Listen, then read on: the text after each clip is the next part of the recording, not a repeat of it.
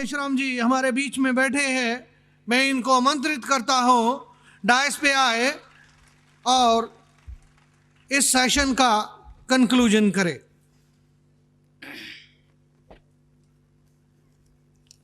साथियों, अधिवेशन का हमारा पहला दिन है और आखिरी सत्र चल रहा है।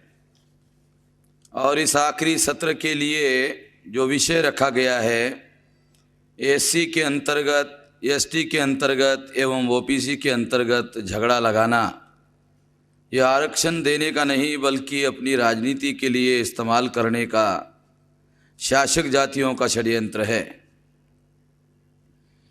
और वाल्मीकि जातियों को राष्ट्रव्यापी आंदोलन से तोड़ने का षड्यंत्र ब्राह्मणी षड्यंत्र है। साथियों,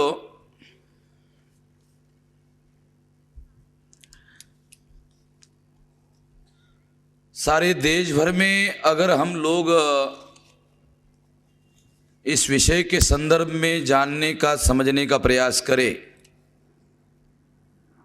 तो एक बात हम लोगों को जानने समझने को मिलती है। अगर हम आंध्र प्रदेश की तरफ गौर करें तो वहाँ शेड्यूल कास्ट में माला और मादिगा का झगड़ा लगाया हुआ है, जो शेड्यूल कास्ट की जाति है। जब हम कर्नाटका में आए तो कर्नाटका में माला और होल्यार जातियों का कर्नाटका में झगड़ा लगाया गया है। महाराष्ट्र में भी उसी तरह से महार और इतर जातियों का झगड़ा लगाने का मामला चलाया गया है। नॉर्थ इंडिया में चमार और वाल्मीकियों का झगड़ा लगाने का कार्यक्रम चलाया गया है, जो शेड्यूल कास्ट के अंतर्गत है। और शेड्यूल ट्राइब के अंदर भी राजस्थान में जो मीना ट्राइब है उनका और गुजरों का झगड़ा लगाया गया है। ओडिशा में जो कन्वर्टेड क्रिश्चियन आदिवासी है, जो नॉन कन्वर्टेड क्रिश्चियन आदिवासी है, उसके अंदर झगड़ा लगाया गया है। ये झगड़ा सारे देश भर में आदिवासियों के अंतर्गत लगाया गया है। ओबीसी के अंदर भी एमबीसी और ओबीसी के रेफरेंस में झगड़ा लगाया गया है।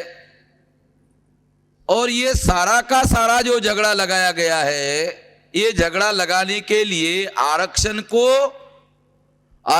को इस काम के लिए, आरक्षण के मुद्दे को इस काम के लिए इस्तेमाल किया गया है।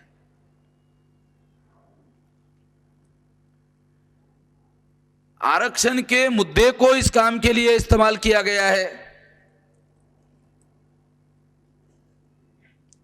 यानी शेड्यूल कास्ट के अंतर्गत,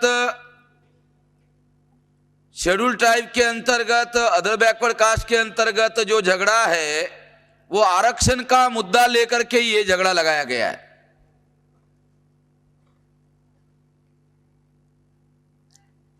और इसके लिए क्या किया गया? इसके लिए कैटेगराइजेशन का कि शेड्यूल कास्ट में एबीसीडी बनाया जाए, शेड्यूल ट्राइब में बनाया जाए, ओबीसी में बनाया जाए और उनके संख्या के अनुपात में उनको आरक्षण दिया जाए। और ये झगड़ा लगाने का तरीका कैसे है? तरीका है, एक ही ऑर्गेनाइजेशन के लोगों को, एक ऑर्गेनाइजेशन है तो ये उसी ऑर्गेनाइजेशन में काम करने वाला चमार है तो उसको कैटेगराइजेशन का विरोध करने के काम पर लगाया जाता है, और जो नॉन चमार है उनको उसका विरोध करने के काम पर लगाया जाता है। ऑर्गेनाइजेशन एक ही है।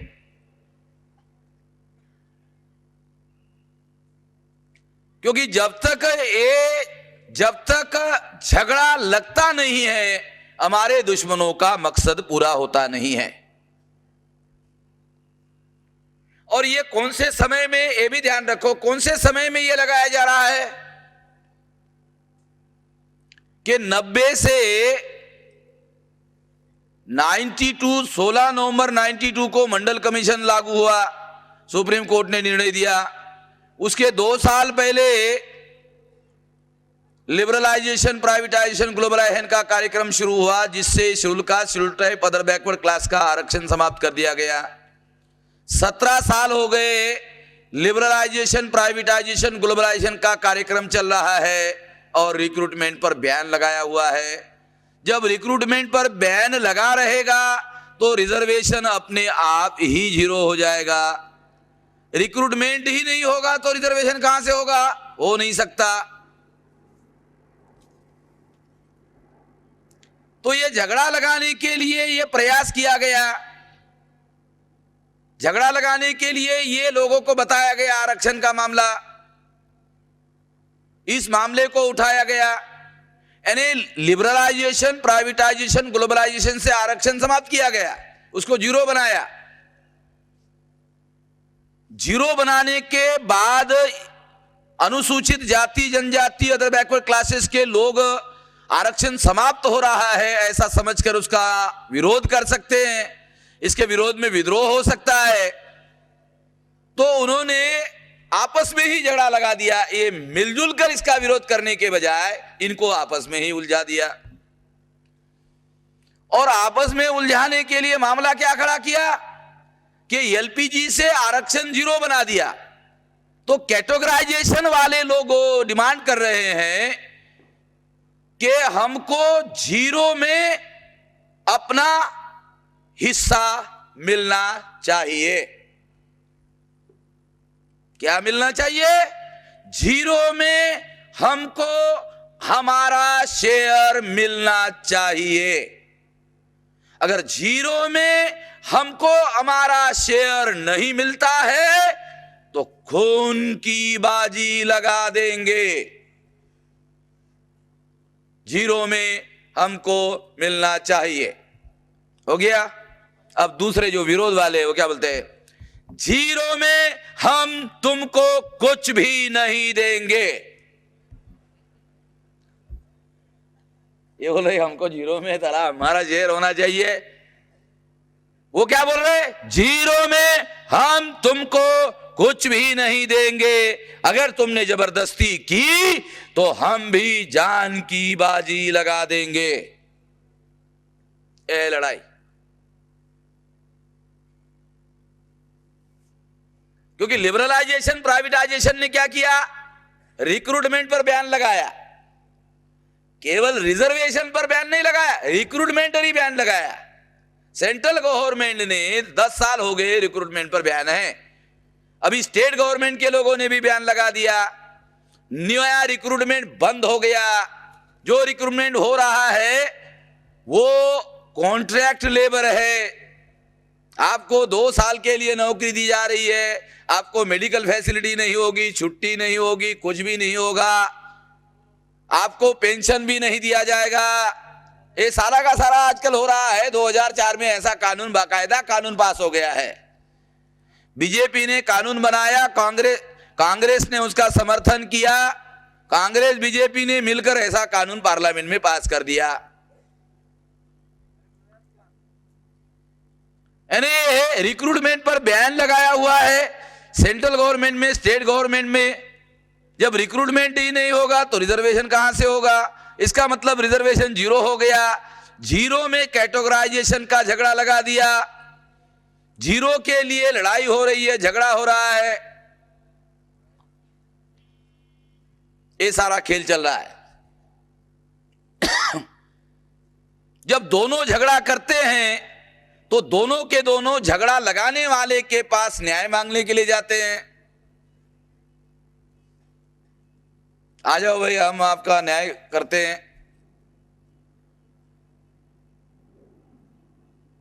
और न्याय करने के नाम पर वो उसको बोलता भाई ये लोग विरोध कर रहे हैं यार, तो कैसा करे? ये नहीं कर सकते। उसको प्राइवेट में कुछ बोलते हैं, उसको प्राइवेट में कुछ बोलते हैं, फिर उनको झगड़ा लगा देते हैं।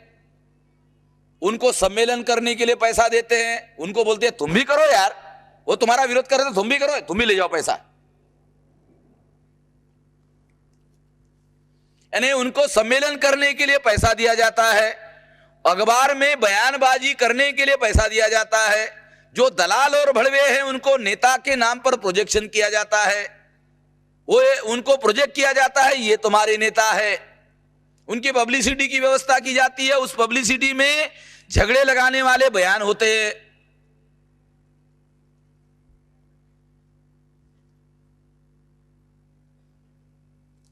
तो ये सारा का सारा कार्यक्रम चल रहा है।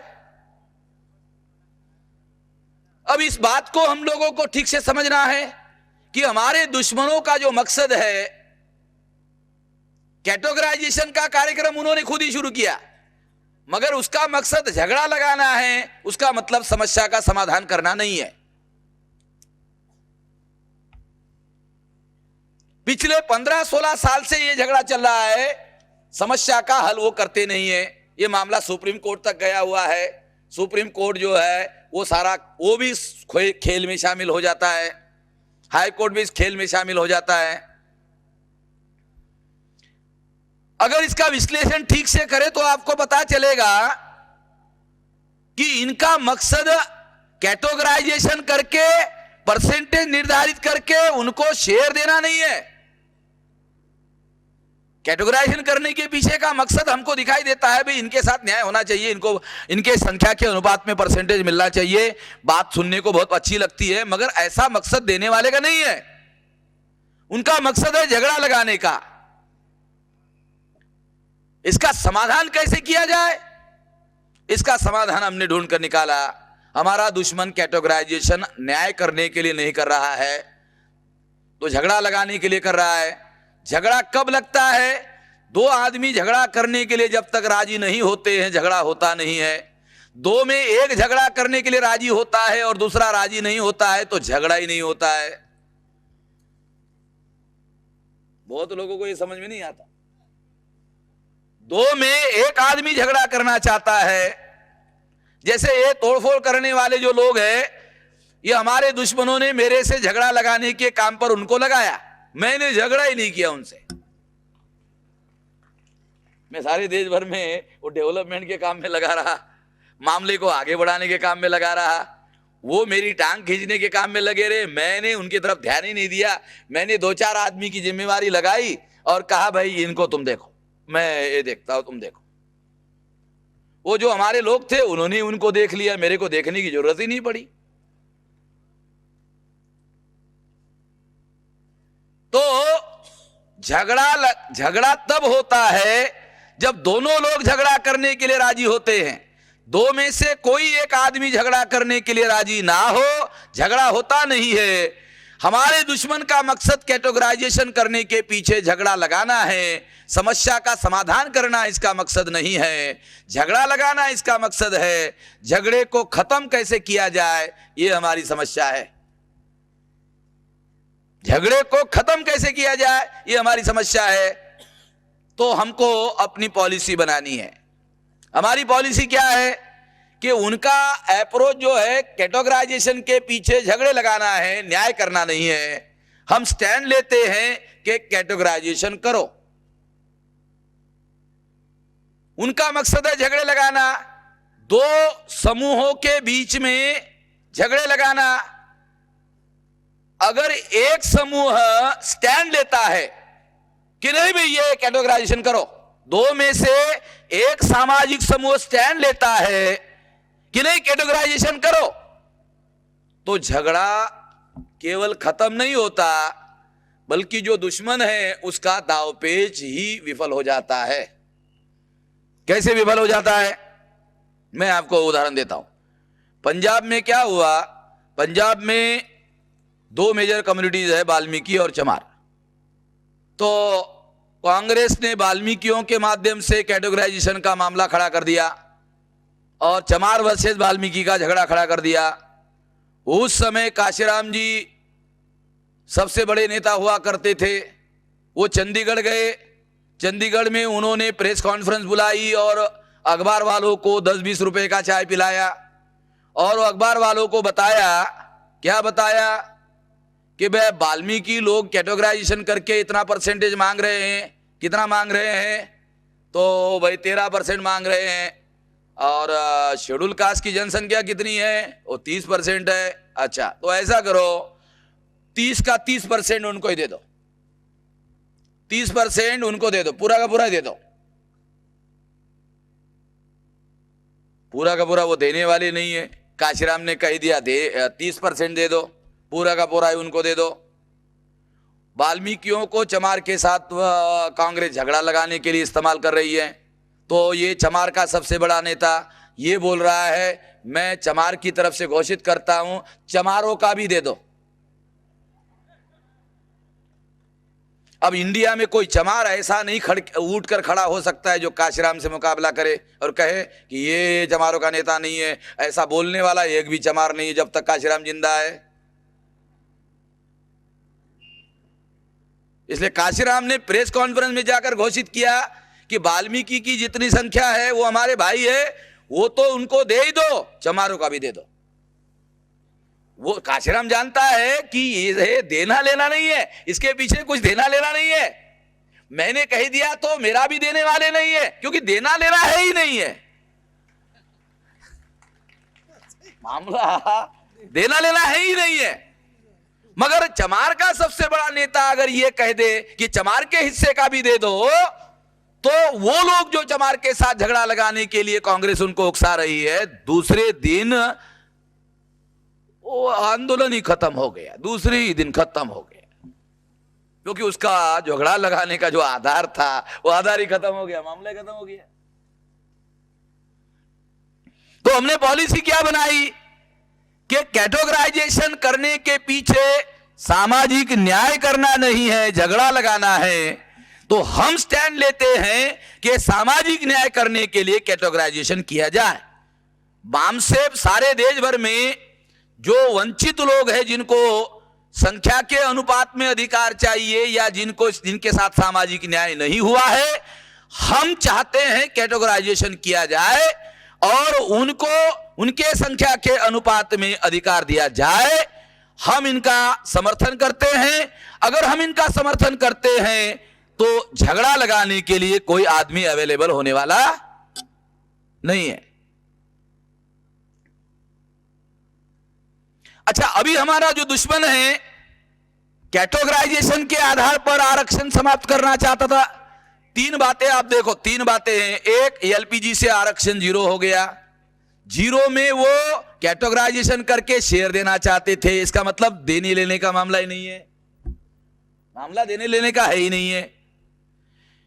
अब उन्होंने सुप्रीम कोर्ट के द्वारा क्रीमीलेयर का मामला लाया। क्रीमीलेयर का मामला क्या है कि जो आरक्षण लेने लायक है उसको बोल दिया तुम क्रीमीलेयर में आते हो, और जो आरक्षण लेने लायक नहीं है उसको बोला तुमको आरक्षण मिलेगा। जब वो एप्लीकेशन करेगा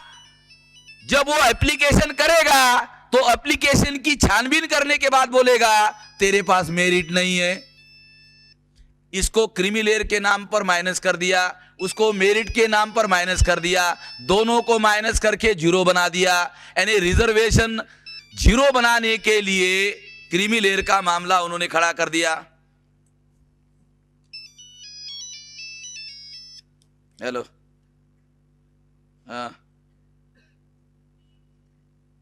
हाँ मैं भाषण कर रहा हूं, थोड़ी देर बात करो। हाँ चल रहा है।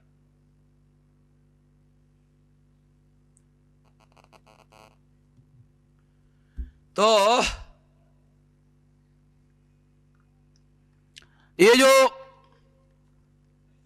झगड़ा लगाने का मामला है, ये झगड़ा लगाने का मामला है, ये कोई न्याय करने का मामला नहीं है।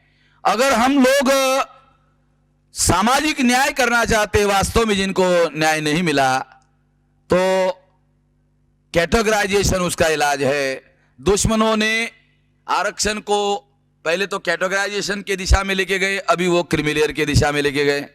क्रीमीलेयर से पूरी तरह से खत्म हो जाएगा मामला। कैटेगराइजेशन से क्या होगा? कैटेगराइजेशन से ABCD होगा, तो लोग यूनाइटेडली फाइट करते थे, वो फाइट नहीं होगा। मगर कैटेगराइजेशन से क्या होगा? कैटेगराइजेशन से संख्या के अनुपात में लोगों को अधिकार मिलेगा। क्रीमी लेयर से किसी को भी कुछ नहीं मिलेगा। जो आरक्षण लेने लायक है उसको भी नहीं मिलेगा, और जो आरक्षण लेने लायक नहीं है उसको भी कुछ नहीं मिलेगा। दोनों को नहीं देने के लिए क्रीमी लेयर का मामला आया। कैटेगराइजेशन से क्या होगा? संख्या के अनुपात में प्रत्येक को अपना शेयर मिल जाएगा, हिस्सा मिल जाएगा। जब प्रत्येक को अपना हिस्सा मिल जाएगा तो झगड़े का आधार और झगड़े का कारण ही खत्म हो जाएगा।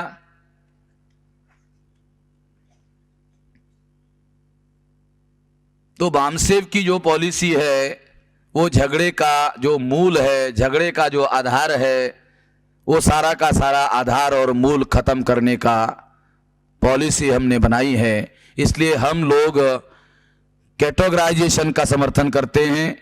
कैटेगराइजेशन का समर्थन करने के बाद भी हमारा दुश्मन कैटेगराइजेशन करने वाला नहीं है, क्योंकि कैटेगराइजेशन करने से झगड़ा समाप्त होता है। दुश्मन झगड़ा समाप्त करना नहीं चाहता है, इसलिए वो कैटेगराइजेशन करेगा नहीं।